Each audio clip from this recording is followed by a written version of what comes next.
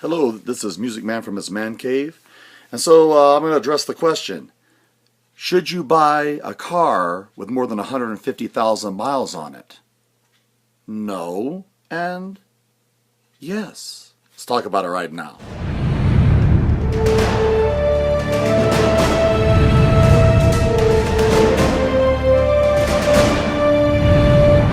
True story. About now 6-7 years ago, we ran into a woman that was motivated to sell. And so we bought a 1999 Toyota Camry, and it had 120,000 miles on it. And so, yeah, I paid her cash, and we drove the car home and discovered that the only thing that needed to be done to it was it had the original battery in it. And so we changed that, and so we also noticed that it had some noise in the struts, and we just went ahead and replaced the struts and put some bushings. Those bushings on the Camrys wear out. See, so I know this car really well. Since then, we've driven it now to 181,000 miles. My dad has the exact car, and it had the exact suspension problems for him, but his has almost now 300,000 if it hasn't surpassed that. The last time I saw the car now, several years ago, it had 277,000 miles on it. So, what's my point? Well, that's a pretty unique scenario. That Camry basically now has run up to 180,000 miles with the same motor, the same engine, the same belts are still on there. The timing belt hasn't been changed. I'm just going to go ahead and change it. All these things that need to be done to it, but it's running like a top. I mean, the car just runs.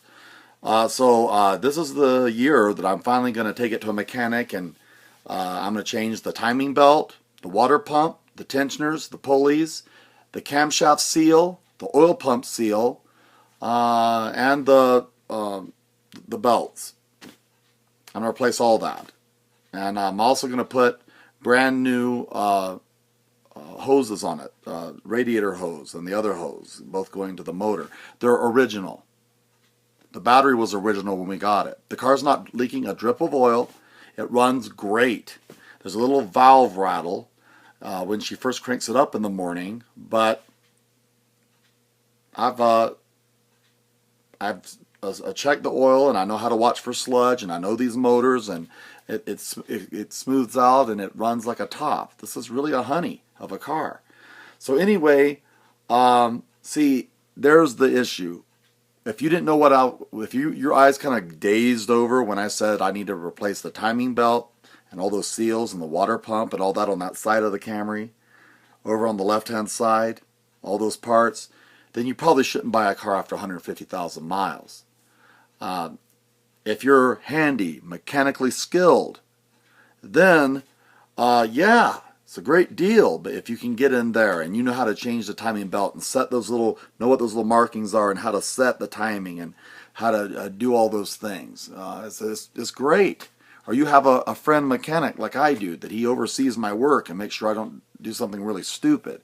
Or a lot of times he'll just say, get out of the way because you're so stupid.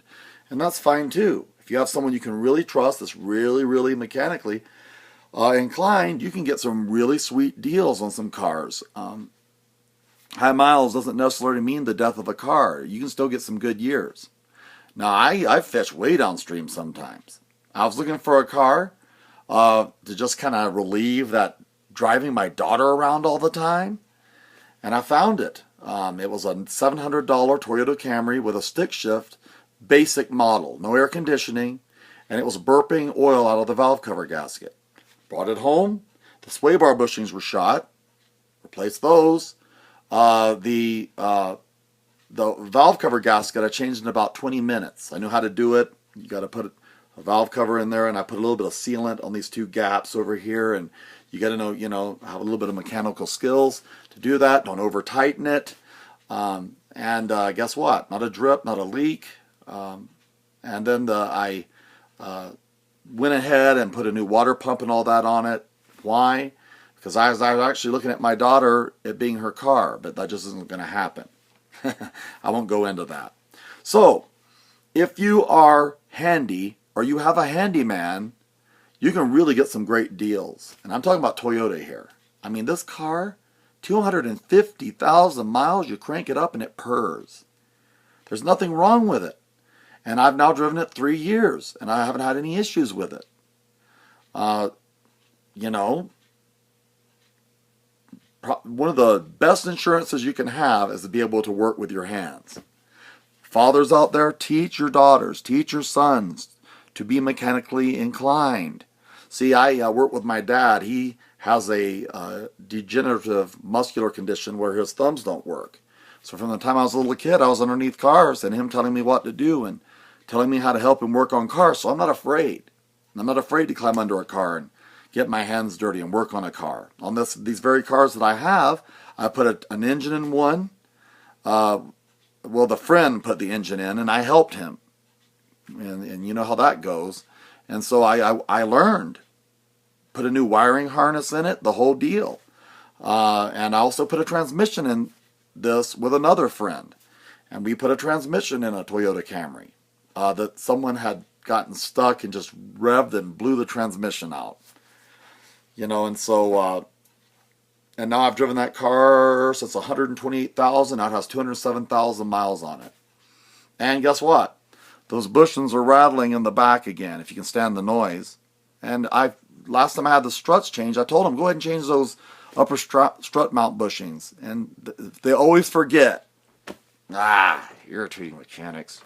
I decide not to mess with compressing the springs and doing the struts. It's too cheap. It's not cost effective to buy the strut and do it yourself and risk that spring coming loose and ripping your face off. So for the struts, I do take that in. I have lifetime struts and they charge me $69 for labor. Anyway, no. If you're the kind of person that never changes, doesn't even know to check the oil, and you don't even know what you're thinking about or what you're doing, and you don't have a mechanic that you can trust and so forth, buying a car 150,000 miles or up is probably a very big financial mistake for you. And so there's the deal. Being handy can save you buku bucks on cars. Being dependent on others and not having any mechanical skills can cost you big time. A lot of women get taken advantage of. I said a lot, not all. There's some that are smart and they learn to be handy and they're not afraid to get some grease under their fingernails. But for the majority of them, they're kind of stuck because, you know, and they'll end up leasing a car even. And that's financially hurts them. It's not a good thing to be able to have to lease a car. It's better to buy a good used car and, you know, be able to fix. So if you can't change an alternator, or if you can't change a starter, if you can't change a radiator, if you can't flush a radiator, if you can't change oil, if you can't change the transmission fluid, if you don't know how to bleed the brakes and put new brake fluid in, if you don't know how to do these things, then buying a car over 200,000 miles is probably a really bad idea. Because all those things are ticking time bombs. And however, this car, I have 250,000 miles. It's brake fluid. I haven't touched it. And the brakes work great. I just put new brakes on it. So anyway, food for thought. 150,000 miles above if you're handy. If you're not, you're pushing it. After 150,000 miles, you're probably going to end up having to repair some things at a very high cost. Cars today is pretty amazing. Even GM Motors and so forth. Cars are going 150,000 miles with relatively few repairs.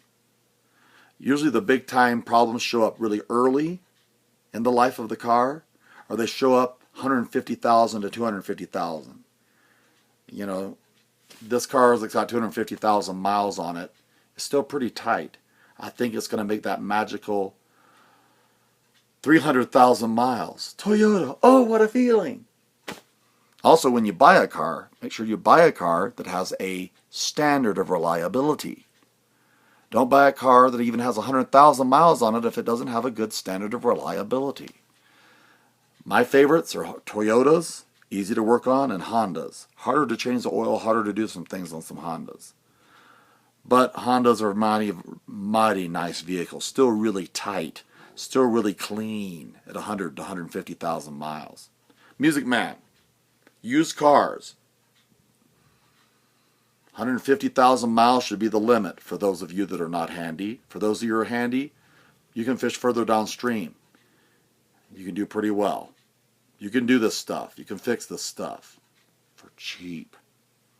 Unless you get to that age where you're too old to be rolling around under a car anymore. That happens too. Take care. God bless. Hope this information helps. Bye.